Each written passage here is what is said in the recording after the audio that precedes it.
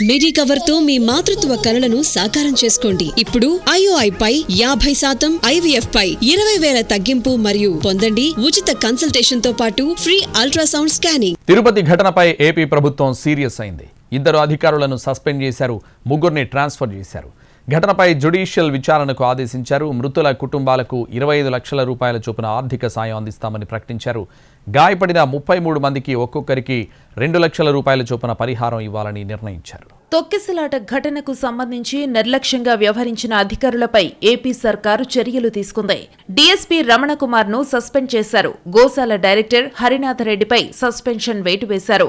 జిల్లా SP సుబ్బరాయుడిని transfer చేశారు. JEO గౌతమిపై బదిలీ వేటు పడింది. టీటీడీ ముఖ్య భద్రతాధికారి శ్రీధర్ని కూడా ట్రాన్స్ఫర్ చేశారు. తొక్కిసలాట ఘటనపై జ్యుడిషియల్ విచారణకు సర్కారు ఆదేశించింది. సీఎం చంద్రబాబు సమీక్ష అనంతరం ఈ నిర్ణయాలు తీసుకున్నారు.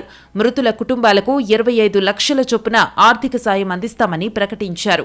మృతుల కుటుంబ సభ్యుల్లో ఒకరికి కాంట్రాక్టు ఉద్యోగం ఇవ్వాలని నిర్ణయించారు. తీవ్ర గాయాలైన 2కి 5 లక్షల చొప్పున సాయం చేస్తామన్నారు. గాయపడిన 33 మందికి ఒక్కొక్కరికి 2 లక్షల చొప్పున పరిహారం అందిస్తామని సీఎం తెలిపారు. ఇంకొక పక్కన ఇద్దరికి కొంచెం సీరియస్ అయినాయి, దెబ్బలు తగిలాయి. వాళ్ళిద్దరికి ఒక్కొక్కరికి 5 లక్షల చొప్పున ఆర్థిక సహాయం చేసి వాళ్ళ ఆరోగ్యం మెరుగయ్యే వరకు ప్రభుత్వ ఖర్చులతోనే మొత్తం చేస్తాం. వాళ్ళకి 5 లక్షల రూపాయలు ఇస్తాం. 33 మందికి ఇంజురీస్ అయినాయి. ఆ 33 మందికి ఒక్కొక్కరికి 2 లక్షల రూపాయల చొప్పున ఆర్థిక సహాయం చేసి ఆ 33 మందిని ఈ ఇద్దరిని దర్శనానికి ఏర్పాటు చేస్తున్నాం.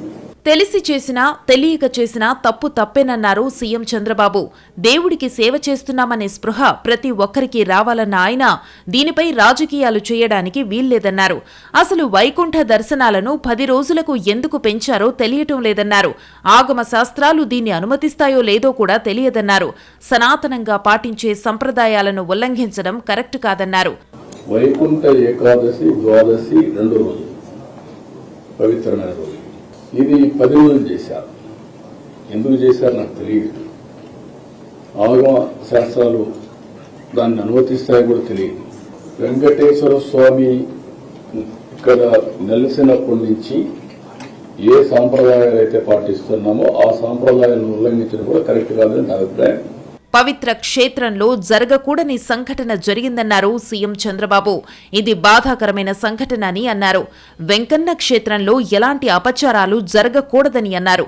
ఇలాంటివి మరోసారి జరగకుండా చర్యలు తీసుకుంటామన్నారు.